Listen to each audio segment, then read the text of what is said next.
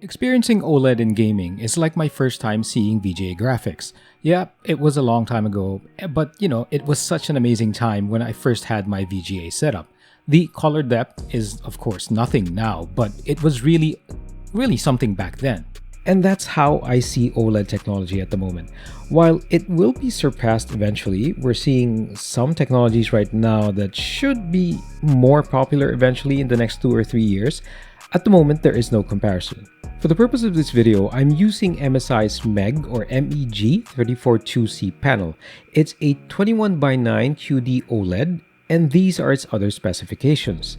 Now, it's QD OLED, and there is another type of OLED panel, which is WOLED, and you can look into that depending on your need. Now, I've looked at these different implementations, including the ones for TV, since I jumped into this OLED technology, and I prefer QD overall due to better colors.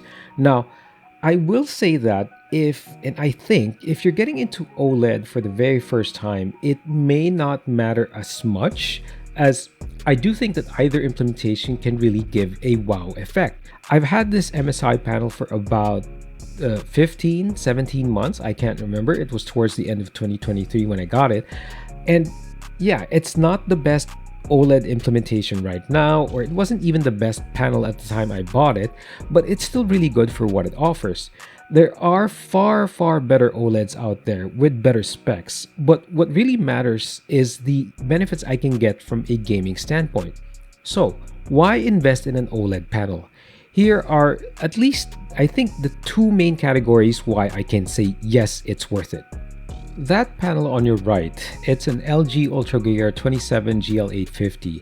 So it's an IPS panel with pretty good brightness and ability to make colors pop. Now, the problem with IPS panels is that they're not great at contrasting colors, especially when deep blacks are involved. The glow effect on IPS when panels time out is a good way of showcasing this. When looking at gaming content that takes advantage of shadows and nighttime scenes, IPS cannot compete on the level of immersion OLED technology can offer. Now, VA panels, another type of panel technology, they can get close to it, like this BenQ panel, which was my previous ultra-wide monitor. I mean, it has great contrast, but it lacks in its ability to make colors pop like an IPS panel. So even with WOLED, the other OLED implementation, while slightly behind in terms of color saturation, has an advantage over other known panel technologies at the moment. So for color contrast, which is about the difference between light and dark colors, or lighter shades versus darker shades, and saturation, which is about how vivid colors can be, OLED and QD OLED in particular wins over IPS and other technologies. To my understanding, most OLEDs also have great support for HDR or high dynamic range. I highly suggest taking advantage of this unless the luminance of some UI elements or scenes are simply too much for your eyes. I mean, you can make adjustments to the brightness or luminance of a game and its, particular UI elements, but try it out, as it really is amazing to look at when a game supports HDR properly. Now, if speed matters more to you by a very large margin and cost is a heavy consideration, OLED may not be the route to take. Now, this technology can definitely jack up a monitor's price further especially when you pair it up with high refresh rates. However, if you are the type that needs great colors with high refresh rates to go with it, OLEDs are the best way to get to it. Now, minus its earliest implementations, OLED panels generally have blazing response time speeds, which means you experience almost no blurring effect, especially in fast-paced games.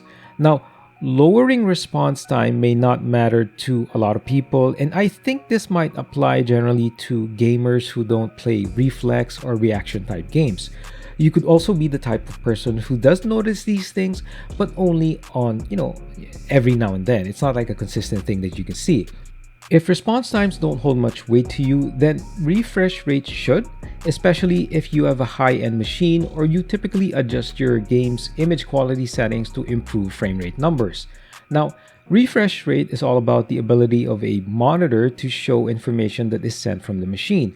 Basically, it's about your panel's ability to keep up with your high-end GPU or your adjusted graphics settings in games so that it results in a better visual experience. You minimize or maybe reduce the image tearing, and this matters whether you're playing a Twitch-paced game or a slower one. Now, if you want to nearly remove all screen tearing, you'll have to enable something like variable refresh rate or a similar implementation in your panel and in your system settings. I mean, personally, image tearing or ghosting when on a game like COD or even single-player games is such a terrible experience. Since I mentioned it, keep in mind though that enabling VRR or variable refresh could introduce some problems like flickering in darker scenes. This is especially true if your frame rates bounce around like crazy. If you insist on using VRR and flickering occurs, and unless you have ruled out any display cable issues, it might mean having to cap your frames to reduce the variance in terms of frame rates. That does kind of undermine the value of your OLED panel. The best solution, it's not a great one, is of course ensuring you have the hardware to match your monitor's refresh rate. But with everything that's happening right now, and even outside of what's happening with the shortage and everything, that's still not an easy thing to do. So just keep that in mind when if you plan to use VRR. So those two main things I mentioned, the visual aspect and the speed of the technology, they're huge when it comes to gaming and some media content. Now, if those two main things I mentioned hold no value to you or hold very little value to you, then let's just get it out there that OLED will not be worth the money spent. So why go against an OLED panel? Now, price is of course the obvious answer, and sadly, OLED is still not an affordable thing to buy. I mean, just look at your favorite online store or your local one. It's hard to find a panel that is close to an IPS's price. Now, the other concern is basically burn-in. Now, panel burn-in is basically when a certain static image stays on even when the panel isn't showing any content. Basically, you have a blank screen. Meaning, even on a purely, like I said, black screen or there's nothing there, a static image faintly appears. And that will be annoying when you haven't loaded any content and you see a ghost of the image even when, like I said, you have nothing going on. Now, the worst case scenario of panel burn-in is really when, and I've seen it from others, some other posts, is that there is a static image that can show up in gameplay. You might see screen elements from another game, even though it's another game that you're playing or that there's another game that's loaded. When that happens, that's pretty much a permanent stain on your monitor.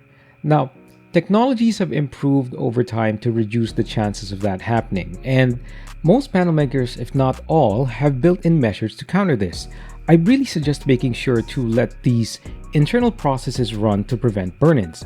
Now, on my MSI panel, I've so far noticed nothing of the sort. In addition to the panel maintenance processes that this monitor has, and I'll be honest, they can be annoying on rare occasions, I have this set up for my computer. Now, the main panel is typically a black screen when I'm on my desktop. I have no taskbar or wallpaper, and my launchers or Discord or whatever and my Afterburner monitor are on other screens. Basically, I leave the main panel blank. This really just helps to reduce the chances of burn-ins. To wrap it up, OLED is really the way to go if you can invest in it. Now, I believe that price is the biggest factor to consider that might stop you from getting it. Now, the burn-in consideration, it's more of making sure you can take care of what you have. Now, gaming has been my main hobby for more than 30 years, so I think I do have a tendency to better take care of my stuff. I mean, I have been reckless, but I think when it comes to this panel, I'm generally more mindful of how I use it so that I can make it last longer. Anyway, thanks for watching, guys. I'll talk to you soon.